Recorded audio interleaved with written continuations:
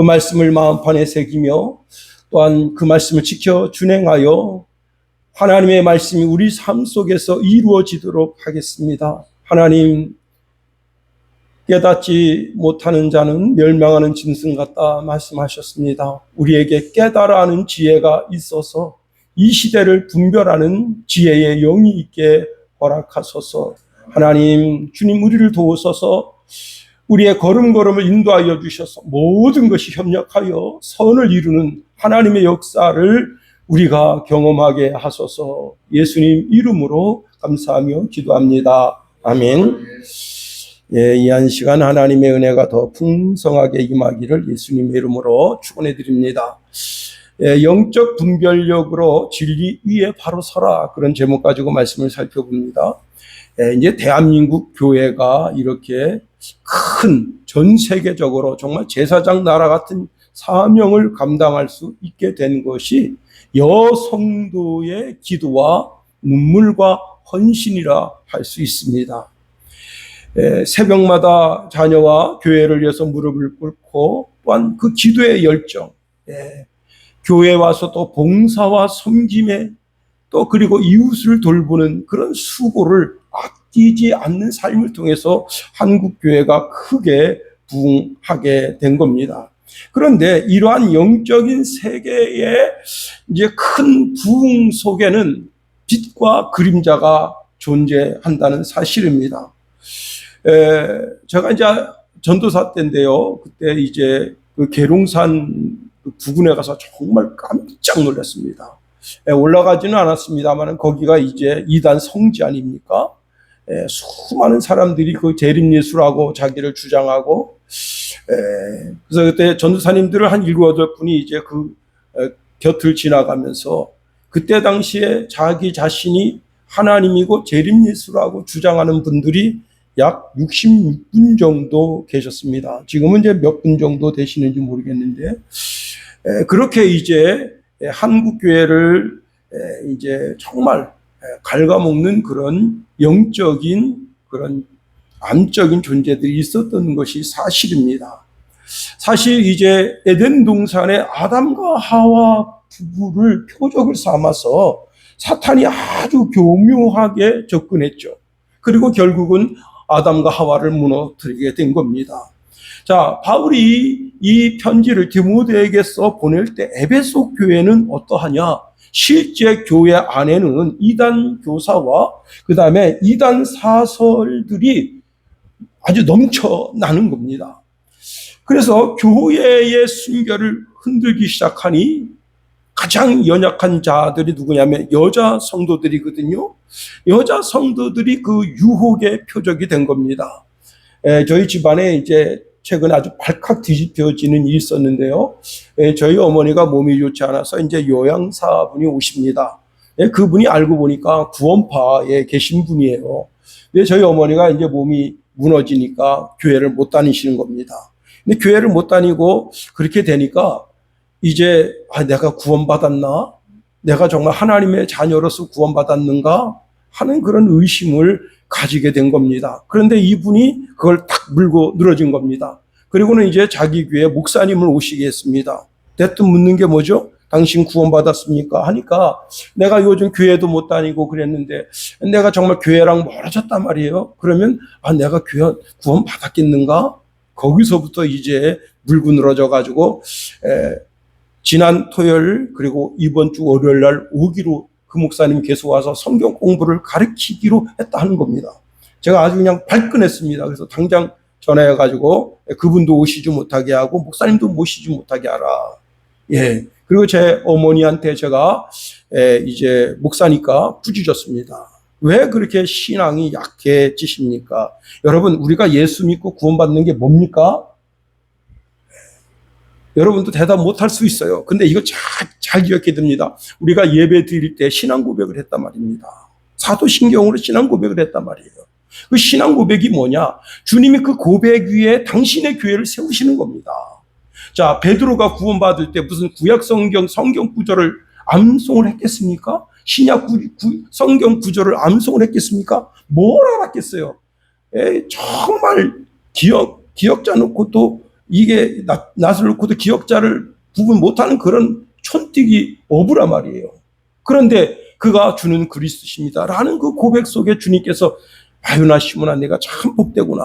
네 고백 위에 내가 내 교회를 세우겠다 말씀하시면서 그가 하나님의 구원의 계획에 들어갔고, 요한복음 1장 12절에 영접하는 자 곧 그 이름을 믿는 자들에게는 하나님의 자녀가 되는 권세를 주신다. 제가 말씀했죠. 이거는 진짜 악법 중에 악법인 겁니다. 우리 편에서 보면 이게 제일 굉장히 좋은 법이에요.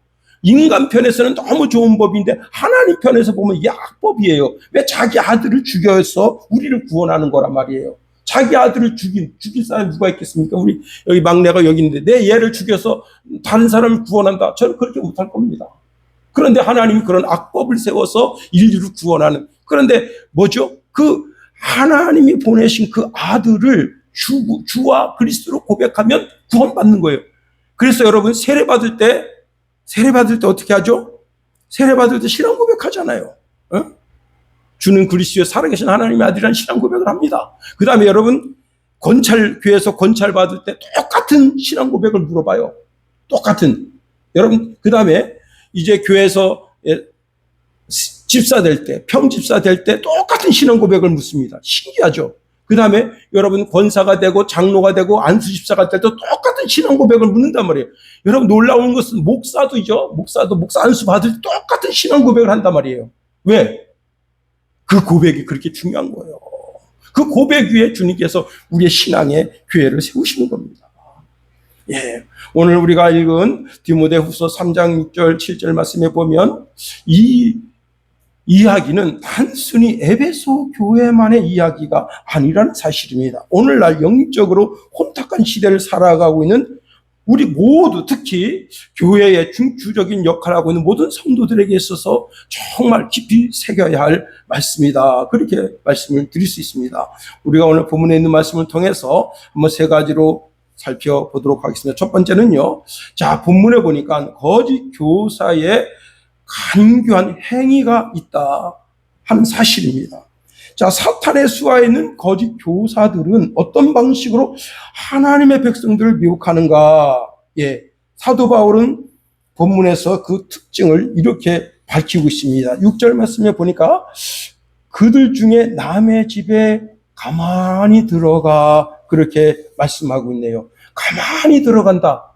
여러분 옛날 집은 요즘은 다 이제 콘크리트 집이고, 네, 우리나라는 또 이게 추위가 있어서 집 구조가 굉장히 단단합니다. 그런데 이 성경이 쓰여질 그때 당시에 그 팔레스타인 지역의 집 구조라는 게 아주 형편없습니다. 지금의 이제 미얀마나 이런 쪽에 그냥 대충 그냥 지붕만 이렇게 얼기설기하고 사는 그런 집이라고 한번 생각해 보자고요. 그럼 뱀이 어떻게 들어옵니까? 그냥 집에 그냥 들어오는 거예요. 그냥 개미 같은 게, 여러분, 그 다음에 그 양무리를 치고 있는 그 목자가 있는데 거기에 이제 양치기 개도 있지만 거기에 늑대가 그 양을 먹으려고 살금살금 배를 땅에다 대고 살금살금 기어 들어오는 거죠. 참, 우리 시골교회 이제 선교사님이 오셨어요. 선교사님이 담임 목사님 오셨는데 한국에 대해서 좀 잘 모르세요. 근데 이제 주차장에 이만한 이제 그 방탱이 노란 벌 있잖아요. 노란 벌이 그 집을 이렇게 친 거예요. 근데 이제 이게 단순하게 이제 벌이라고 생각하고 이분이 그냥 그 쓸개비 비루다 건드린 겁니다. 그러다 이게 역 빵빵 쓰여가지고 주일날 안 하시던 마스크를 하고 왔는데 우리 이제 동생 집사가 봤더니 이렇게 되고 눈이 이렇게 됐답니다. 네? 잘못하면 죽어요. 네, 되게 무섭습니다. 노란 벌, 일반 벌이라고 생각하면 큰일 납니다. 제 엄지손가락만한데 그 물리면요 죽어요. 이 면역 체계가 없는 사람은 심장마비 옵니다. 그 목사님. 그래가지고 참 우리 이제 그 김관우 집사가 가서 그걸 이렇게 자기가 손을 봤다 그러는데, 가만히 뱀이 마치 기어오듯이 양무리에 늑대가 그 배를 깔고 양 하나 잡아먹으려고 미리 들어오는 모습이 오늘 가만히 들어가라는 단어입니다. 거짓 교사이다는 자기가 내가 거짓 교사요, 나는 이단 목사요, 그렇게 하지 않는다는 겁니다. 그리고 당당하게 대문으로 들어오지 않는다는 겁니다. 오늘 본문에 보니까 여러분 가만히 아주 친절한 미소와 따뜻한 위로, 그리고 나의 아픔을 다 이해해 줄 것 같은 그런 모습으로 교묘하게 그 가정에 침투한다 하는 겁니다. 그리고는 그 심령을 잡아먹는 거죠.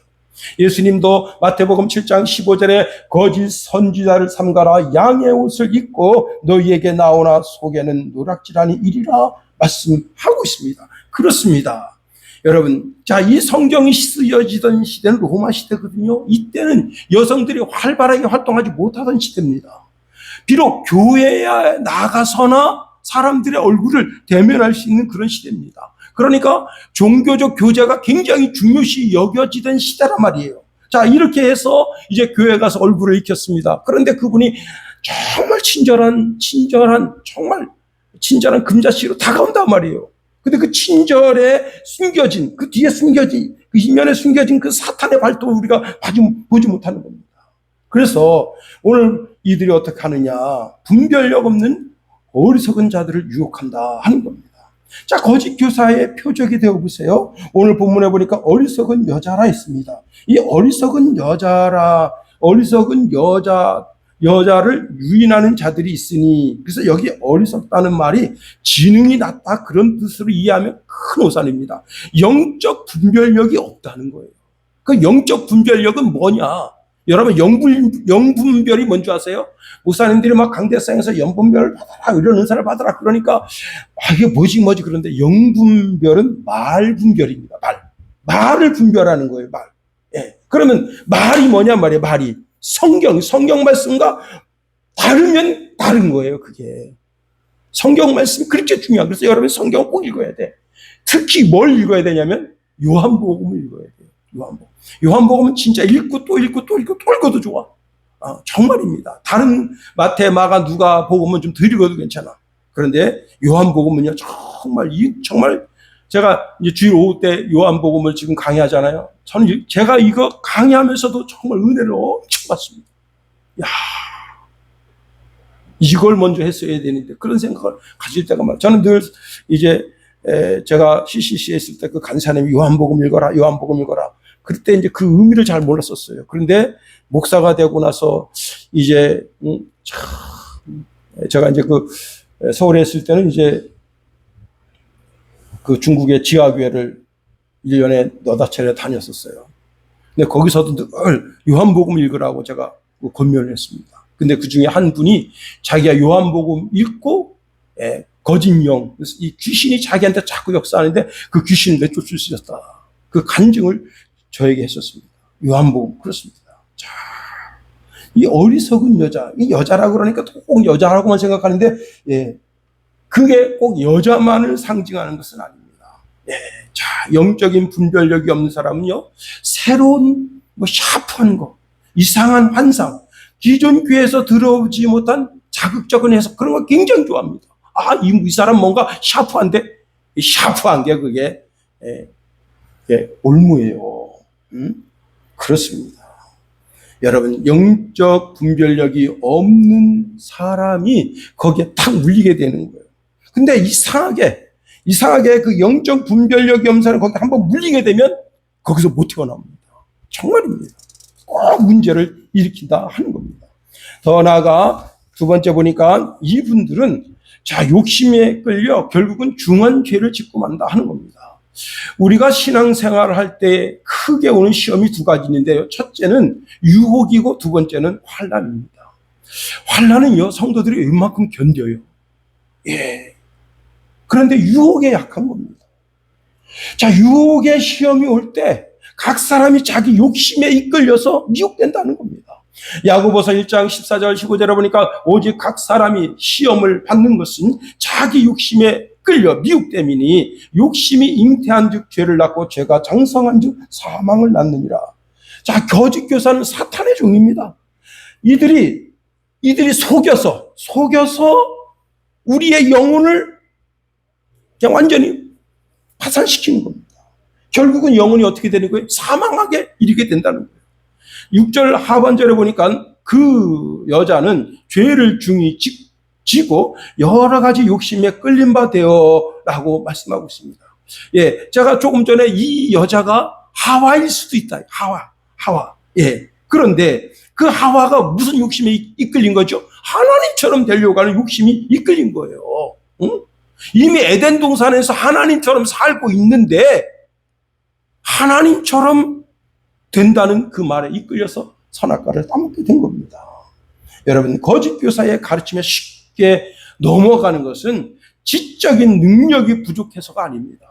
우리가 우리 심령에 좀 찝찝하고 무거운, 아직도 풀리지 않는 문제, 그 중에 뭐냐면 죄의 욕심에 끌려서 뭔가 내 심령 속에 아직 찝찝한 뭔가가 있습니다. 딱 그걸 물고 늘어지는 거예요. 네, 여기 보니까 죄를 중히 졌다 했습니다. 죄를 중히 졌다. 다시 말하면 아직 죄책감에 시달리고 있다는 겁니다. 자, 주님이 너에게서 죄를 찾을 수 없다는 선언을 해주셨는데도 불구하고 나는 나의 죄를 내 심령 가운데서 지우지 않고 계속해서 그 죄를 기억하는 거예요. 예. 더 나아가 자기 자신 스스로를 계속 정죄하는 겁니다. 예. 제가 이제 그 전도사 때 같이 사역했던 그 전도사님인데 그 전도사님이 목사님이 되셨어요. 저보다 이제 먼저 목사님 되셨는데 저를 찾아왔어요. 저하고 이제 굉장히 이게 형제처럼 지냈어요. 근데 저보고 그러는 거예요. 새벽 예배가 안 된다는 거예요. 왜 그러시죠? 그랬더니 이분이 하시는 말씀, 이런 말씀 하십니다. 자기가 이제 천호동에 거기 이제 완전히 불량합니다. 거기서 이제 깡패짓하고, 이제 깡패 집단에 거기 이제 그 망나니 노릇하고 그런 일을 했었는데, 그 천호동에 가면 그 활락가가 있습니다. 자기가 이제 전도사가 됐어요. 우연히 이제 차를 끌고 거기 옆을 지나가는데 옛날 그 생각이 나는 겁니다. 그 다음에 화양동에도 그런 데가 있어요. 활락가가 있어. 거기를 지나가면 그 생각이 난다는 거예요. 문제는 뭐냐면 목사가 됐습니다. 강대상에서 이제 새벽 예배를 마치고 여기 앉았는데 그 생각이 나는 거예요. 그 죄를 하나님 용서해 주실까?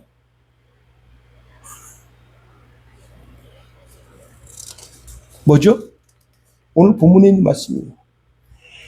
죄를 중히 지고 여러 가지 욕심에 아직도 끌리고 있는 거예요. 예, 잘 들으세요. 이게 아주 중요합니다. 자, 가늠하다가 현장에서 붙잡혀 온 여자가 있습니다. 예수님 뭐라 말씀하시냐면 나도 너를 정죄하지 않겠다 말씀하셨어요. 그리고 이렇게 말씀하십니다. 가서 다시는 죄를 짓지 마라.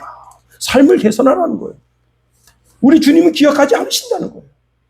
시편 25편 7절에 보니까 여호와여 내 젊은 시절의 죄와 허물을 기억하지 마시고 주의 인자하심을 따라 주께서 나를 기억하시되 주의 선하심으로 하옵소서. 아마 이 시편 기자도 젊었을 때 죄를 많이 졌어. 육적으로 죄를 짓고 정말 하나님의 마음을 아프게 해드리고 자기 부모와 자기 형제를 많이 가슴 아프게 했어. 그런데 주님 앞에 주여 내 죄와 허물을 좀 기억하지 말아 주십시오. 간절히 기도합니다. 그런데 주님 말씀하십니다. 이사야서 43장 25절에 보니까 나는 나를 위하여 내 허물을 도말하는 자니 내 죄를 기억하지 아니하리라. 할렐루야. 그렇습니다. 절대 기억하지 않으십니다. 우리가 우리 입술로 한번 하나님 앞에 고백하고 하나님 앞에 용서함 구한 그 죄는 다시는 기억하지 않으신다고 하는데 문제는 우리 심령이란 말이에요. 우리가 계속해서 그 죄악을 품고 있는 거예요. 천부여 의지 없어서 찬양하면 나 그때 그 죄 지은 거 또 생각난다. 또 주님 앞에 토설하는 거예요. 주님은 다 기억하시고 그거 다 기억도 안 해. 다 잊으셨는데 자꾸 나는 그 죄악에 시달리는 거예요. 여러분 주님은 기억하지 않으신다. 같이 운동하시는 분이 있는데 요즘 이제 비가 올 때 구름이 이제 무섭게 내려앉잖아요. 자동차를 끌고 가는데 너무 구름이 이렇게 쫙 깔려가지고 앞뒤가 보이지가 않으니까 자기가 여기 이제 홍천 넘어가는 게 이쪽 길 말고 고속도로 말고 저쪽으로 가는 길이 있어요. 근데 자기가 거기에 10에서 20km로 달려갔다는 겁니다. 근데 저보고 하는 말이 이렇게 말해요. 목사님, 나는 구름이 그렇게 무서운 적이 처음이라는 거예요. 구름이 그냥 꽉 껴가지고 앞뒤가 안 보이니까 너무너무 무섭더라는 거예요. 여러분, 우리의 죄악이, 우리의 유혹의 욕심에 끌리는 수많은 죄악이 빽빽합니다. 예. 검은 구름처럼 나를 둘러 덮었어요. 그런데 그런 죄악이 우리가 주님 앞에 나와서 고백하면, 이사야서 44장 20절을 보니까 내가 내 저음을 빽빽한 구름같이 내 죄를 안개같이 없이 하였으니 너는 내게로 돌아오라. 내가 너를 구속하였습니다. 에스겔서 36장 25절 27절에 보니까 맑은 물을 너희에게 뿌렸어 너희로 정결하게 하되 곧 너희 모든 더러운 것에서와 모든 우상 숭배에서 너희를 정결하게 할 것이며 또 새 영을 너희 속에 두고 새 마음을 너희에게 주되 너희 육신에게 굳은 마음을 제거하고 부드러운 마음을 줄 것이며 또 내 영을 너희 속에 두어 너희로 내 율례를 행하게 하리니 너희가 내 규례를 지켜 행할지라 말씀하십니다. 로마서 8장 1절 2절 말씀해 보니까 그러므로 이제 그리스도 예수 안에 있는 자에게는 결코 정죄함이 없다. 결코 정죄함이 없다. 이는 그리스도 예수 안에 있는 생명의 성령의 법과 죄와 사망의 법이 너를 해방하였다 말씀하십니다. 그렇습니다. 아까 제가 그 소개한 그 목사님과 비슷한 목사님이 젊었을 때 죄를 많이 졌대요. 예, 저도 이제 극동방송에서 얻어들은 이야기인데 그 목사님이 권사님이 이제 영이 맑아서 늘 그 하나 주님과 예수님과 이렇게 늘 이제 교통하는 그 권사님한테 가서 물었다는 겁니다. 아, 권사님, 내가 젊었을 때 너무 죄를 많이 져서 정말 너무 부끄러워서 그런데 혹시 예수님한테 교통할 때 이렇게 기도로 교통할 때 예수님께 물어서 죄가 다 용서함 받았는지 좀 알아봐 주실래요? 그러니까 권사님 알았다고. 그래가지고 이제 그 권사님이 기도해서 이제 주님과 교통하는데 예수님, 그 목사님이 젊었을 때 죄를 많이 져서 늘 죄책감에 시달린답니다. 그런데 예수님 그 목사님 죄를 다 용서해 주셨죠? 기억 안 하시죠? 그랬더니 그럼 나는 걔가 무슨 죄를 졌는지 기억도 하지 않는다. 여러분, 갈라디아서 5장 24절에 보니까 그리스도 예수의 사람은 육체와 함께 그 정욕과 탐심을 십자가에 못 박았다 했어. 건강한 신앙인이라면 내 죄매, 내 심령 속 깊은 곳에 있는 중한 죄책감에 시달리면 안 된단 말이에요. 세속의 욕심에 끌리면 안 된단 말이에요. 아주 특별한 성경 공부나 특별한 영적인 체험 거기에 휘말리면 안 된단 말이에요. 그것은 예수님의 십자가를 무력화하는 거예요. 그런 것은 존재하지 않는다. 여러분, 그런 것을 추구하는 것은 영적으로 크게 잘못된 겁니다. 잘 들으세요. 기존 교회가 굉장히 약해 보입니다. 정말이에요. 기존 교회가 굉장히 약해 보여. 맨날 예수님, 예수님, 예수님 그러고 성경대로 살아라, 성경대로 살아라. 그렇게 약해 보입니다. 그런데 여러분, 기존 교회는 2000년 동안 그 신앙의 명맥을 쭉 이어온 겁니다. 그런데요, 여러분 그 신학교 가면 이제 그 이단에 대한 성경 공부를 해요. 우리나라에 강한 게 이제 통일교 있죠. 여호와 증인. 요즘은 이제 신천지인데 그런 게 역사 속에 없었던 게 아닙니다. 있었어요. 근데 그런 게 있었다가 없어지고 있었다가 없어지고 계속 그런 거예요. 이단들은 있었다 없어지고 있었다 없어지고. 그러나 기존 교회는 명맥을 쭉 이어오는 겁니다. 그게 왜 그런 거예요? 이게 다음 시간에 또 우리가 더 살펴보겠습니다만은 그렇습니다. 여러분, 종교개혁의 5대 강령이 있는데 제가 읽어드릴게요. 오직 성경, 오직 그리스도, 오직 은혜, 오직 믿음, 오직 하나님께 영광. 이 5가지. 그리고 우리가 예배 때 드리는 신앙 고백. 다른 구원자는 없습니다. 오직 예수님입니다.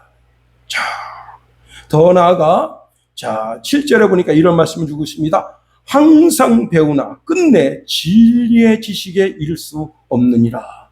자, 이게 어리석은 여자의 종말이에요. 정말 안타까운 것은 신앙의 비극이죠. 항상 배워. 그런데 문제는 진리에 이르지 못하는 거예요. 자, 여러분, 7절 말씀은 현대 그리스도인들에게 매우 날카로운 경종을 울려주는 말씀입니다. 자, 이 사람들은 배움을 게을리하는 사람들이 아니에요. 종교적 열심이 있어요. 세미나, 예, 집회, 또 유튜브 설교, 그리고 성경 공부.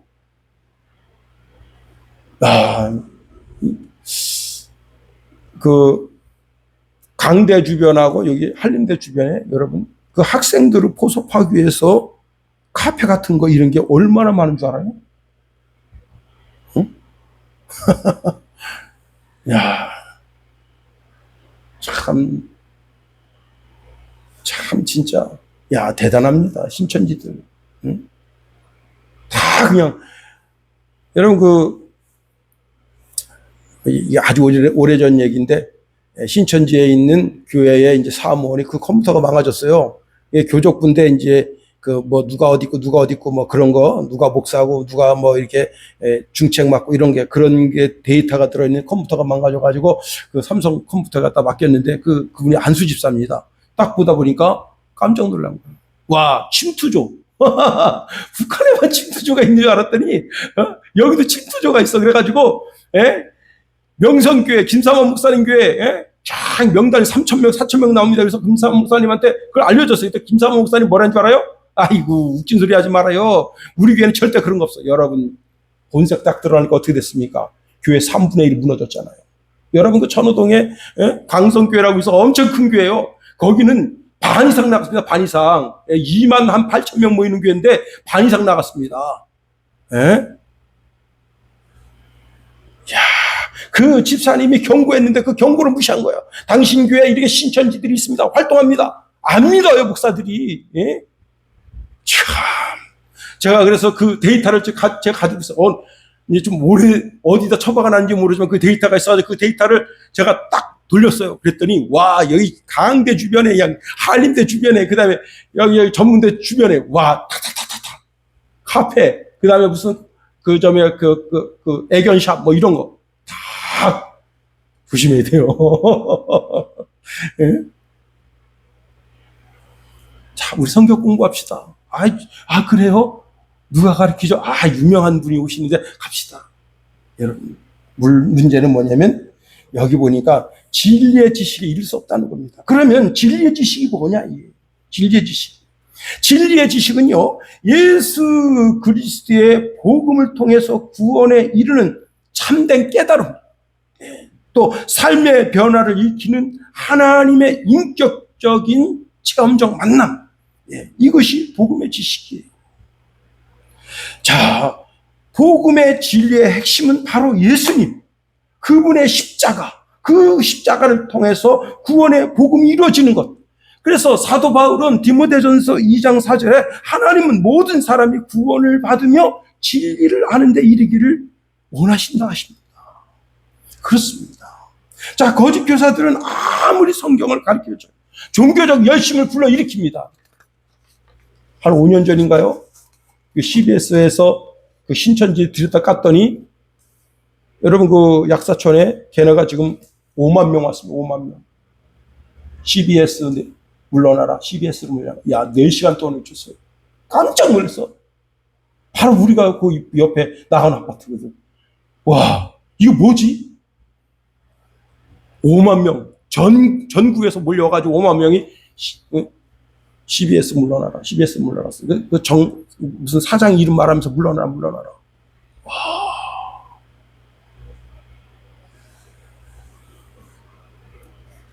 아무리 헛된 잘못된 지식을 추구해도 진리의 지식에 다다를 수 없다 하는 겁니다.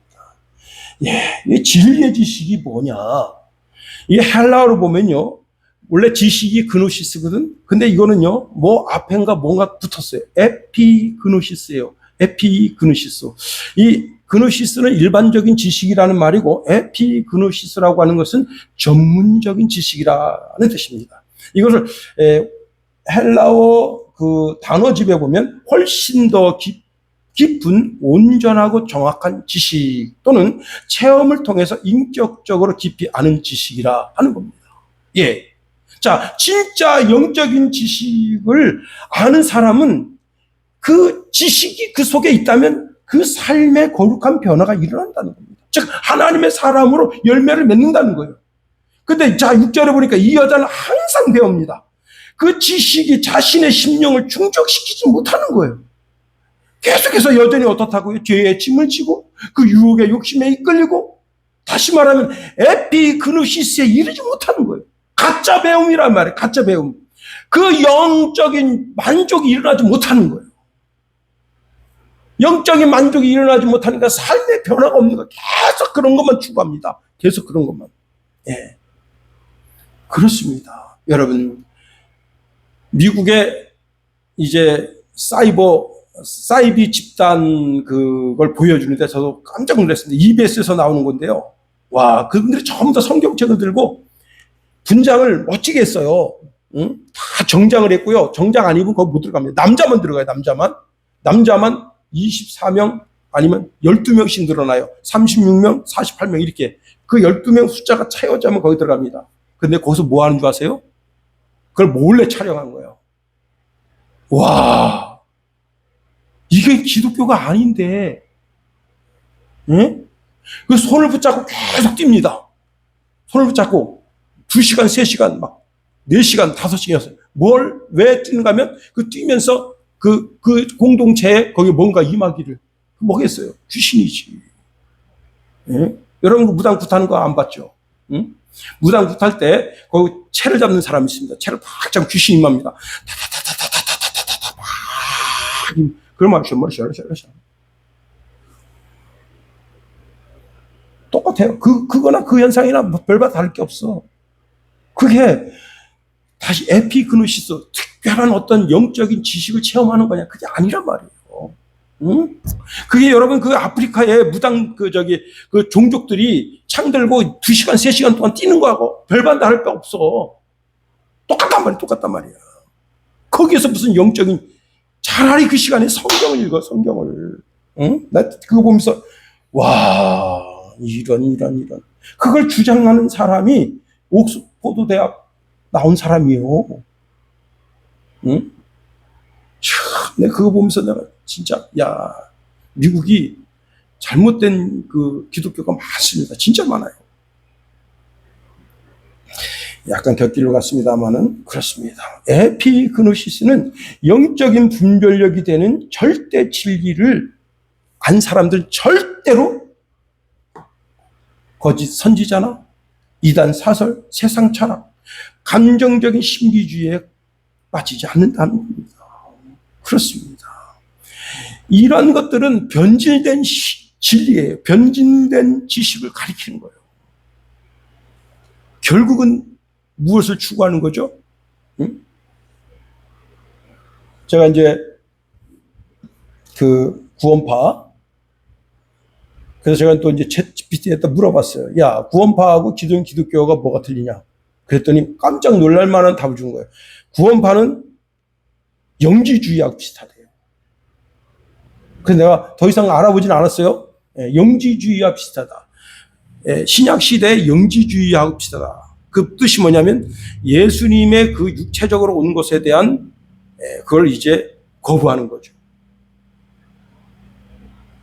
그러면 예수님이 육체적으로 온 것을 거부하게 되면 예수님의 부활도 그렇게 크게 평가하지 않는 겁니다.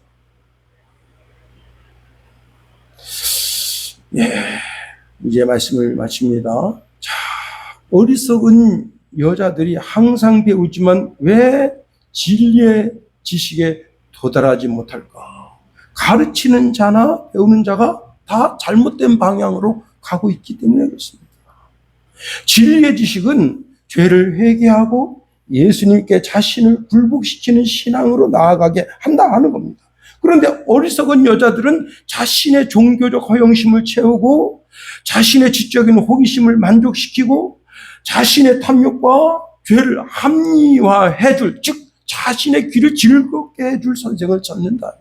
그래서 디모데후서 4장 3절 4절에 보니까 때가 이르니 사람들이 바른 교훈을 받지 아니하며 귀가 가려워서 자신의 사욕을 따를 스승을 많이 두고 또 그 길을 진리에서 돌이켜 허탄한 이야기를 따르리라 말씀하십니다. 예, 이제 말씀을 마칩니다. 사랑하는 성도 여러분, 정말 우리가 기존 교회가 정말 사이다처럼 시원한 그런 설교가 아니에요. 그냥 맨날 그런 닝닉한 설교야.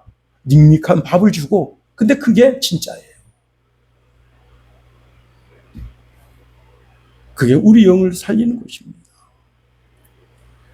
우리가 남은 3일을 또한 세상에서 살아가게 됩니다. 그렇습니다. 우리가 늘 주의 말씀 가운데 젖어서 예수님의 가르침 따라 준행함으로 말미암아 하나님의 자녀의 본분을 드러내는 이 한 주간 되기를 예수님의 이름으로 축원해 드립니다. 기도하겠습니다. 하나님 감사합니다. 하나님 우리를 붙드시며 인도하시고